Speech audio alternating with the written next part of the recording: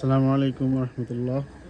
আপনারা দেখতে পাচ্ছেন আমাদের রসুলপুর কোরবানের দোকান নামে যেটা পরিচিত, আসলে সেই আমাদের কোরবান চাচা এই যে এখানে বসে আছেন, এই মার্কেটটা তার নামেই পরিচিত। অনেক পরিচিত এই মার্কেট, কোরবানের দোকান রসুলপুর। কাকা, আপনি যখন দোকান দিছিলেন এই জায়গায়, তখন কি আর কোনো দোকান ছিল? না, আপনার দোকানে সর্বপ্রথম এই কত সালে দোকান দিছিলেন? আমার দোকান হলো 84 সালে। 1984 সালে 1984। প্রথম আপনি এই জায়গায় দোকান দিয়েছিলেন।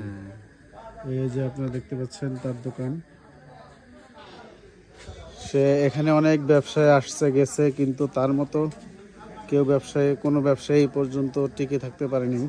আল্লাহর রহমতে তিনি এখনো আছেন, তার সেই দোকান নিয়ে এখনো তিনি সুন্দরভাবে দোকানদারি করছেন।